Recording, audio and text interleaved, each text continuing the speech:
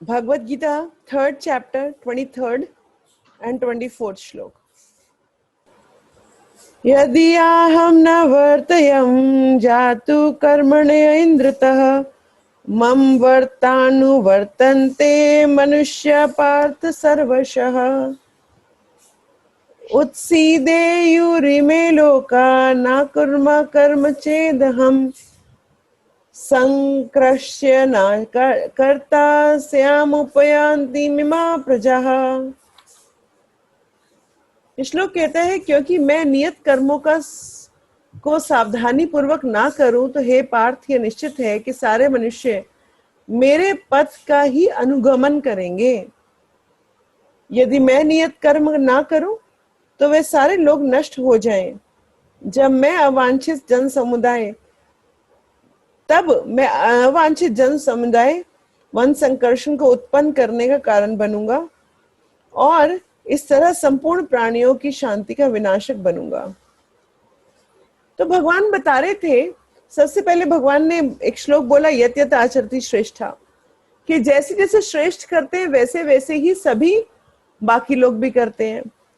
फिर उसके बाद भगवान ने कहा बट मेरे लिए कोई कार्य नियत नहीं है, मैं इन सभी कर्मों से ऊपर हूं, मेरे लिए कोई भी नियत कर्म नहीं है, मगर फिर भी भगवान कह रहे तब भी मैं नियत कर्म करता हूं। और उसके बाद भगवान बोल रहे हैं कि अगर मैं नियत कर्म सावधानी से ना करूं तो सारे के सभी मनुष्य अपने पथ से ही पथ भ्रष्ट हो जाएंगे मतलब। और इसके बाद अलावा भगवान ने बोला कि अगर ऐसा हुआ तो जो जन समुदाय है वो अवांछित हो जाएगा, मतलब कि वर्ण संकर्षण उत्पन्न होगा और सभी प्राणियों की शांति का मैं विनाश करूंगा। अब ये जो है ये बताते हैं भगवान कि देखो नियत कर्म करना कितना जरूरी है। तो पहले भगवान ने बताया कि जैसे जैसे सब लोग श्रेष्ठ इस सोसाइटी की जो अपर क्लास है वो बिहेव करती है वैसे ही लोअर क्लास भी बिहेव करती है। क्लास का मतलब क्या हुआ? क्लास का मतलब कोई कास्ट नहीं है, क्लास का मतलब कोई जो श्रेष्ठ है, किसी भी चीज में श्रेष्ठ है, किसी भी ऐश्वर्य में श्रेष्ठ है, वो जैसा काम करेंगे वैसे ही बाकी सब करेंगे। फिर उसके बाद भगवान ने बताया कि मैं इन कर्मों से ऊपर हूं तब भी मैं कर्म कर रहा हूं और वो भी वो कर्म कर रहा हूं जिससे सब लोग प्रॉपर सिस्टम में रह सकें।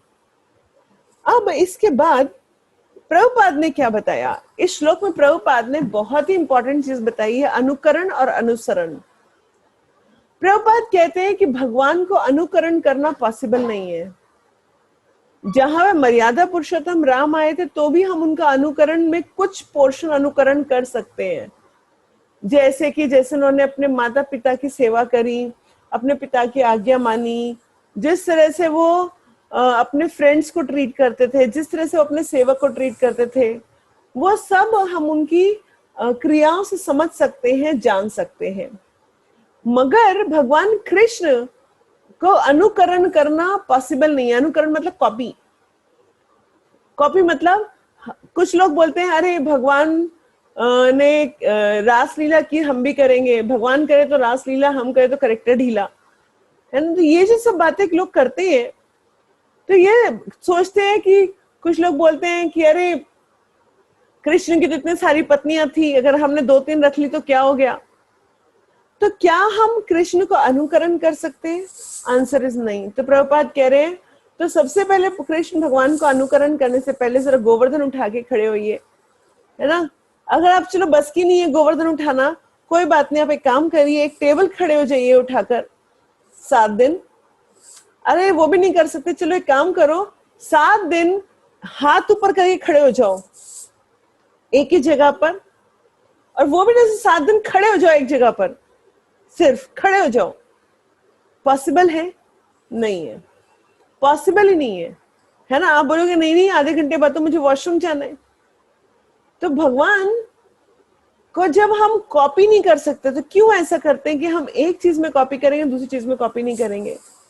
भगवान अपनी 16,108 रानियों के साथ हमेशा अलग अलग रूपों में विद्यमान रहते थे। भगवान ने अगर गोपियों से रासलीला भी है, तो रासलीला में क्या है, स्पिरिचुअल डांस, तो उसके अंदर भी भगवान हर गोपी के साथ अलग है, मगर वो तो इस मटेरियल वर्ल्ड में पॉसिबल ही नहीं है। तो जब पॉसिबल ही नहीं है तो हम उनको कॉपी करने का क्यों सोचते हैं। कुछ लोग, जब सावन का महीना गया, इस बार तो ज्यादा कुछ नहीं हुआ, मगर जब सावन का महीना जाता है तो हम देखते हैं नॉर्मली कावड़िया बहुत सारे लोग बहुत शुद्ध मन से भी लाते हैं, मगर बहुत सारे कावड़िया ऐसे भी होते हैं जो भांग पीते हैं, नशा करते हैं, हल्ला गुल्ला करते हैं, बहुत बड़े बड़े डीजे लगा लगा करके चलते हैं, और उसके बाद वहां पर सब गलत काम भी करते हैं रास्ते में। तो ये सब जो लोग हैं बोलते हैं कि ना शिव बाबा ने पी है, शिव जी ने पी है भांग, तो हम भी पियेंगे। तो शिव जी ने तो जहर भी पिया, तो आप भी पीजिए, है ना। तो हम बोलते नहीं, हम पार्शियली कॉपी करेंगे, पार्शियली कॉपी नहीं करेंगे, ऐसा नहीं पॉसिबल है। अगर हमें कॉपी करना है तो हमें पूरा कॉपी करना है, नहीं करना तो फिर एक ही एस्पेक्ट क्यों। तो ये सिर्फ इंद्र तृप्ति के अलग अलग साधन है कि जो हम इंद्र तृप्ति करने के अलग अलग तरीके ढूंढ लेते हैं, जिसको हम नाम भक्ति का दे देते हैं, जो कि इसमें भक्ति जैसा कुछ भी नहीं होता। तो बहुत सारे ऐसे ढोंगी साधु भी होते हैं जो अपने आप को भगवान डिक्लेयर कर देते हैं। अपने आप को भगवान डिक्लेयर करने के बाद वो उस सब तरह के गलत कामों में पड़ जाते हैं, क्योंकि वो सिंस अपने आप को भगवान डिक्लेयर कर रहे हैं, तो वो क्या कहते हैं कि सिंस मैं ही भगवान हूं तो मैं ही सब कुछ इस तरह के करूंगा। भगवान तो जब हम गोपियों की बात करते हैं, भगवान एक 10 साल के छोटे बालक हैं, और गोपियां की जब उम्र आप देखें तो गोपियों की उम्र छोटे बच्चों से लेकर के 90 इयर्स तक की गोपियां थी।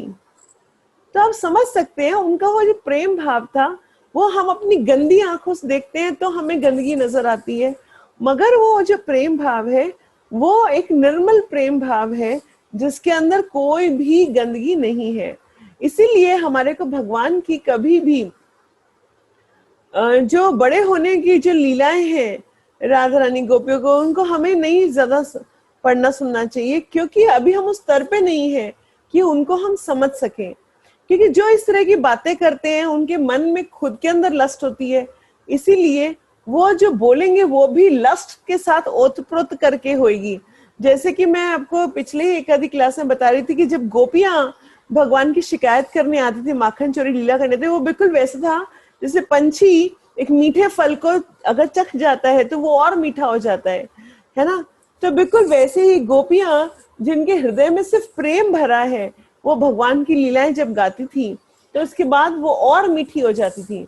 मगर जब कोई जिसका मन प्योर शुद्ध नहीं हो जाता, प्योर डिवोटी ना हो जाए, अगर वो भगवान की इस तरह की लीलाएं बोलेगा, क्योंकि उनके हृदय में लस्ट है, तो उसकी वजह से उनके हृदय में वो काम इच्छाएं हैं, उसकी वजह से वो मिक्स होकर के जब मुंह से निकलती हैं तो वो हमेशा ही गंदी हो जाती हैं और वो हमें भी सिर्फ अशुद्ध करती हैं। इसलिए हमारे को किसी भी ऐसे स्पीकर के मुंह से भगवान की इस तरह की लीलाएं नहीं सुननी चाहिए जो खुद प्योर डिवोटी नहीं है, जो खुद शुद्ध नहीं है। इसीलिए आप देखिए कि चाहे हमारे गुरु महाराज, चाहे शिल प्रभुपाद कितने भी शुद्ध क्यों नहीं थे, वो प्योर डिवोटी भी थे, मगर तब भी आप शिल प्रभुपाद की जो देखेंगे तो प्रभुपाद कभी भी इस तरह की अष्टकालीन लीलाओं के बारे में ज्यादा डिटेल में डिस्कशन नहीं करते थे, क्योंकि हम अभी उस स्तर पे है ही नहीं कि हमारा जब शुद्ध मन होगा और जब हम स्वरूप सिद्ध हो जाएंगे तो अपने आप भगवान की लीलाएं प्रकाशित कर देते हैं। हमारे को उसके बाद बहुत ज्यादा सुनने समझने की जरूरत नहीं होती है। तो हमारे को भगवान की गोकुल लीलाएं तो हमेशा, जैसे भगवान ने किन किन राक्षसों का वध किया, कैसे कैसे किया, माखन चोरी लीलाएं, वो सब हम सुन सकते हैं। मगर जहां हम उसके बाद की बातें करते तो हमारे को अभी हम उतने शुद्ध नहीं है, क्योंकि हम खुद उस कंटेमिनेटेड स्टेज पर हैं। तो चाहे इवन प्योर डिवोटी भी बोलेगा तो भी वो हमारे कान और हमारी आंखें और हमारा हृदय इतना गंदा है कि उसमें से गंगा जल भी डाल दिया जाएगा, कीचड़ में गंगा जल भी डालेंगे तो भी वो कीचड़ में मिल करके काला ही दिखेगा, है ना। तो आपने हमेशा इस बात का ध्यान रखना है कि हम किसी भी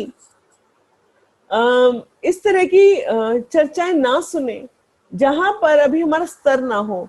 जैसे भगवान और राधा रानी की लीलाएं बहुत ज्यादा नहीं चर्चा करनी चाहिए। कभी कोई कथावाचक कुछ छोटी मोटी सुना रहा है तो ओके, बट ज्यादा डीप में नहीं जाना चाहिए हमारे को, क्योंकि अभी हमारा वो स्तर नहीं है उनको समझने का, उनको रियलाइज करने का। मगर हम अपनी इंद्र तृप्ति के कारण बहुत सारे ऐसे भजन सुनते हैं कि ब्रज की छोरी से करा दे मेरा ब्याह। अब इस तरह के जो भजन है सिर्फ हमें कंटेमिनेट करते हैं, हमारे को अपनी भक्ति से गिराते हैं। हमारे इसमें कभी भी हम आगे नहीं बढ़ सकते हैं, चाहे वो कितना भी अच्छे गायक क्यों ना हो। मगर वैसे भी बहुत जगह मेंशन आता है कि जब हम ऐसे लोगों से इस तरह कथा वाचन सुनते हैं जो खुद जिनके मन में लस्ट है, तो it's just like a prostitution. तो ये चीज भागवतम में लिखी गई है। तो हमारे को जो पैसों लेने के लिए भागवतम करते हैं, हमें उनके मुंह से बिल्कुल भागवतम नहीं सुननी चाहिए। ऐसे भगवत गीता जो पैसे लेने के लिए, मतलब पैसा कमाने के लिए करते हैं, वो उनके लिए नहीं करनी चाहिए। तो हमारे को उनसे नहीं सुनना चाहिए। अब इसके बाद प्रभुपाद ने एक और चीज समझाई है।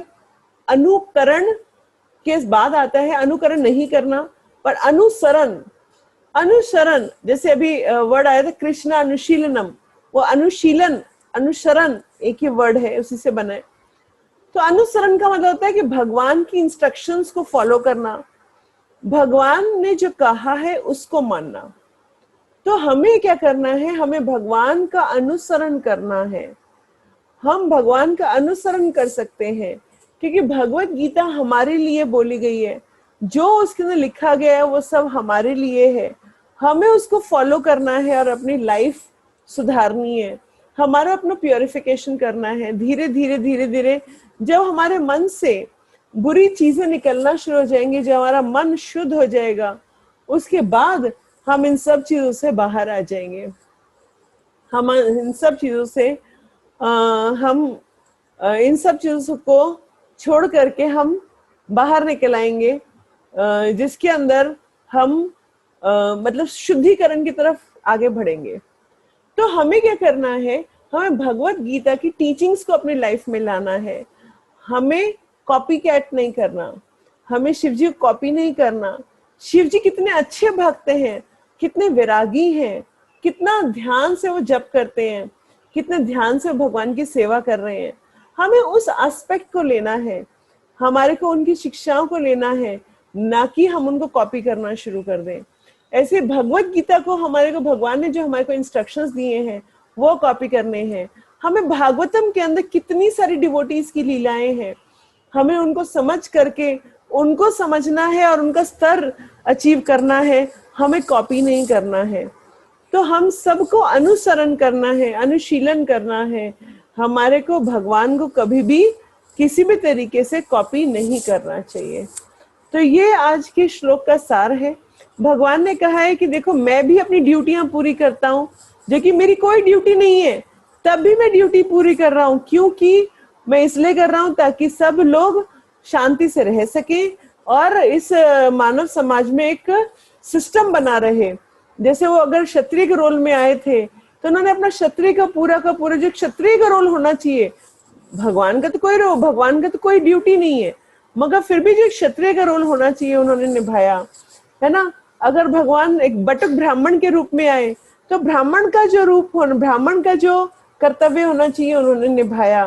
तो जिस रूप में भगवान आए, जिस वर्ण में भगवान आए, है ना, जिस आश्रम में भगवान आए, उस आश्रम की मर्यादाओं को, उस आश्रम को उन्होंने निभा कर दिखाया, मगर सिर्फ इसलिए ताकि हम लोग सब सीख सके। जैसे कई बार कुछ लोग पूछते हैं कि राम जी ने रामेश्वरम में शिव जी की पूजा करी, इसका मतलब शिव जी भगवान है। नहीं, राम जी रामः यस्य ईश्वरः तत् रामेश्वरः। तो राम जिसके ईश्वर हैं वो रामेश्वर हैं। मतलब कि राम जी ने शिव जी की पूजा इसलिए करके दिखाई ताकि हम एक इंसान, क्योंकि वो मर्यादा पुरुषोत्तम थे, तो उन्होंने अपनी मर्यादाओं को समझाया। तो उन्होंने क्या पूजा करके दिखाया कि देखो, हम किसी भी अच्छे कार्य से पहले हमें पूजा करनी चाहिए। हमारे को जैसे अगर राम जी पूजा करके दिखा रहे हैं, जैसे युद्ध है तो उससे पहले हमारे को शिव जी की पूजा करनी चाहिए। तो इस तरह से क्या है कि हम जो ये सब चीजें, जैसे सब गोपियों ने कात्यायनी माता की पूजा करी, तो कात्यायनी माता जी की पूजा की, मगर किस लिए की? इसलिए ताकि हम कृष्ण को पा सके, है ना। तो एक अच्छे काम के लिए, हम भगवान की प्रसन्नता के लिए हम करते हैं जो कार्य, वो हमारी भक्ति में काउंट होता है। मगर जहां उसके अंदर हम इंद्र तृप्ति जोड़ लेते हैं, हमें ये चाहिए, हमें वो चाहिए, तो फिर वो हमारी इंद्र तृप्ति बन जाती है। तो इंद्र तृप्ति में और कृष्ण कॉन्शियसनेस में लाइन जो है बहुत पतली है। आपको सिर्फ ये समझना है कि वो आप अपने लिए कर रहे हैं कि आप भगवान के लिए कर रहे हैं, है ना। हम अपने लिए मांग रहे हैं कि हम भगवान के लिए मांग रहे हैं, कि भगवान आपकी ग्लोरिफिकेशन हो, आप भोग लगाएं, आप ये करें, उसके लिए कर रहे हैं कि भगवान ये कर दो ताकि मैं खुश रह सकूं, मेरे लिए हो सके, मैं ठीक हो जाऊं, मेरा धन आ जाए, मेरा परिवार सुखी रहे। वहां पे सेंटर पॉइंट हो गया मैं। तो आपको मैं को सेंटर पॉइंट में नहीं, भगवान को सेंटर पॉइंट में लाना है, कि जहां हम धीरे धीरे प्रैक्टिस के साथ आएगा। एक दिन में हम कोई गोली नहीं खा सकते जिसके अंदर एक इंजेक्शन लगवा लिया और उसके बाद हमारे को भगवान सेंटर पॉइंट पे आ जाएंगे, वो पॉसिबल नहीं है। क्योंकि हमने बहुत बहुत जन्म अपने आप को सेंटर पॉइंट रख करके काम कार्य किए हुए हैं, उसकी वजह से हम हमेशा परेशान भी रहे हैं और हम हमेशा इसी संसार में रहे हैं। हमारे करना क्या है? हमारे को यहाँ से बाहर निकल के सोचना है कि हमें क्या करना है। तो ये हमारा आज का श्लोक है। इसके ऊपर आप कोई क्वेश्चन पूछना चाहें तो पूछ सकते हैं। हरे कृष्ण माता जी। हरे कृष्णा। माता जी, एक बार ये समझ नहीं आया, जो कृष्ण भगवान ने शिव जी की पूजा क्यों की वहां पर, ये वाली चीज। राम जी ने शिव जी की पूजा करी इसलिए ताकि लोक आचरण में आए कि हम जब भी कोई अच्छा काम करने जाएं उससे पहले हमें पूजा करनी चाहिए। और भगवान तो वैसे भी हमेशा अपने भक्तों को मान देते हैं। कितने ही आप देख लीजिए, जहां जो भक्त की इच्छाएं रही वो भगवान ने वो पूरी करी। तो भगवान हमेशा अपने भक्तों को मान देते हैं। इसीलिए जब पार्वती माँ कंफ्यूज हुई कि अरे राम जी क्या कर रहे हैं, ये तो आपकी पूजा कर रहे हैं, तो शिव जी हंस लगे और वो यही बोले कि तभी उन्होंने ये लाइन बोली, राम यस्य ईश्वर तत् रामेश्वर, कि राम जिसकी ईश्वर है वो रामेश्वर है। रामेश्वर में शिव जी भगवान शिवलिंग है, तो जिनके ईश्वर राम है वो रामेश्वर है। तो भगवान अपने भक्तों को मान देने के लिए और लोक कल्याण में लोगों को एक अनुसरण कराने के लिए कि हाँ देखो मैंने किया, अब आप भी ऐसा कर सकते हो, इसके लिए उन्होंने ऐसा किया। तो सब लोग, माता जी, सब भक्ति नहीं कर रहे होते हैं। बहुत लोग अभी भी कर्म कांडों में होते हैं, बहुत सारे लोग अभी बहुत सारी इच्छाओं के साथ अनुष्ठान कर रहे होते हैं। तब उस समय पर हमें क्या करना चाहिए, वो हमारे को राम जी ने करके दिखाया। थैंक यू माता जी। इससे माता जी एक चीज और भी है, मैं ऐड कर सकता हूँ? प्लीज एड ऑन करिए। इससे पहले मैंने ये सुना था, इसके दो मुख्य कारण थे। एक तो पहला कि भगवान अपने भक्तों की सेवा खुद करना चाहते हैं, उसमें उनको आनंद मिलता है। और दूसरा कि क्योंकि रावण शिव भक्त था बहुत बड़ा, तो मतलब उनको शिव जी को पैसिफाई करने के लिए एक तरह से उन्होंने ये किया था। ये मैंने सुना था एक हाँ कहीं हाँ हाँ हाँ हाँ, कि कि भाई शिव जी उनको उनका पैसिफाई, साथ ना हाँ, दे। हाँ ताकि हाँ शिव जी मतलब गुस्सा ना हो कि मेरे भक्त को मार दिया तो इसलिए उनको थोड़ा पैसिफाई करने के लिए भी उन्होंने इस तरह से पूजा की थी। और ऑब्वियसली उनके भक्त हैं तो उनकी सेवा करने में उनको खुद आनंद था, भगवान राम जी को। और तीसरा ये भी है कि लोगों को समझाने के लिए। हाँ जी, राइट, हाँ हाँ जी। क्योंकि भगवान राम जितना भी उन्होंने लीलाएं करी वो सारा का सारा लोक कल्याण के लिए किया। मतलब उन्होंने सबको आचरण करके दिखाया कि एज अ बेटा क्या आचरण होता है, एज अ पति क्या आचरण होना चाहिए, एज अ राजा क्या आचरण होना चाहिए, एज अ भाई क्या आचरण होना चाहिए, दोस्त क्या आचरण होना चाहिए, एज स्वामी क्या आचरण होना चाहिए। तो सारी चीजों में आचरण करके दिखाया, इसलिए वो मर्यादा पुरुषोत्तम कहलाते हैं। तो हम उनसे समझ सकते हैं इस चीज। यस माता जी। माता जी, मैंने कुछ टाइम पहले रामचरितमानस में पढ़ा था, कोई सुन रहा मतलब बोल रहा था, तो मैंने सुना था ये चीज कि शिव जी खुद कहते हैं कि जो रामेश्वर में मेरी पूजा करता है, रामेश्वरम में आके, उसको मैं राम भक्ति प्रदान करता हूँ। हरि हरि बोल। हरे कृष्णा माता जी। हरे कृष्णा। हरे कृष्णा। जी माता जी ये स्वरूप सिद्ध और क्या था एक दूसरा, शुद्ध भक्त सेम है? हाँ, मानी शुद्ध भक्ति करने से स्वरूप सिद्ध हो जाते हैं। मतलब शुद्ध भक्ति प्रोसेस है। शुद्ध भक्त वो भक्त है जो जिसके मन से सारी अभिलाषाएं खत्म हो चुकी हैं और वो केवल भगवान की सेवा और भगवान की अर्चना में लगा है। वो शुद्ध भक्त कहलाएगा, जिसके जो तीनों गुणों से ऊपर उठ गया है। और उसके बाद स्वरूप सिद्धि होती है, जहां पर उसको समझ में आता है कि मैं भगवान का किस रूप में गोलोक वृंदावन में सेवा कर रहा हूँ या भगवान के साथ मेरा रिलेशन क्या है। तो वो जब क्लियर हो जाता है तो उसको स्वरूप सिद्धि कहते हैं। ठीक है माता जी, थैंक यू। चलिए, शिल प्रभुपाद की जय, गुरु महाराज की जय, गौर भक्त वृंद की जय।